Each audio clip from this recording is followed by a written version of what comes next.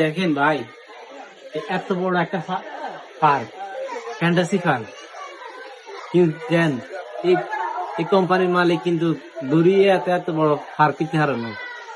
এত কি ইচ্ছে, এত কিন্তু অনেক কষ্ট করি করি করি আইস, তিলে তিলে তিলে তিলে আইস এই পার্ক তৈরি করছে।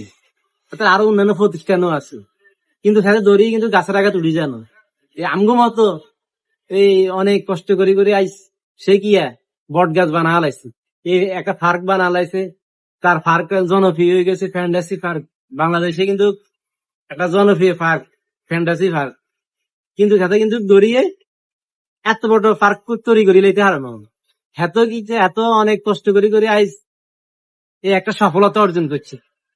তো মানুষ আসলে ধৈর্য ধরতে হইব, পরিশ্রম করতে হইব। সফলতা যদি আনতে হয় কিন্তু হাতে না, যে কোনো মানুষ আপনার ধৈর্য ধরতে হইব, পরিশ্রম করতে হইব, তারপর আপনি সফলতা পাইবে। অনেকে ওই খুশি থাকে যে আল্লাহ দিলে পাবো, পরিশ্রম করে না।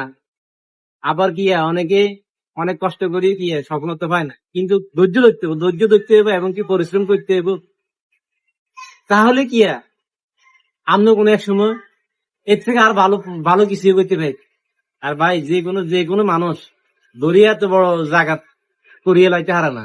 এত কি কষ্ট করি আইছে এই অবস্থার মধ্যে আইছে, যে এখন বাংলাদেশের মধ্যে কি নাম করা কি ফ্যান্টাসি পার্ক। তো ধৈর্য ধরতে হবে, ধৈর্য ধরলে সফলতা পাওয়া যাবে, এটা কিন্তু 100% গ্যারান্টি।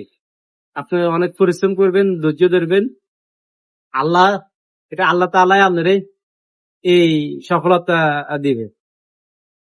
এটাই হচ্ছে সবচেয়ে বড়।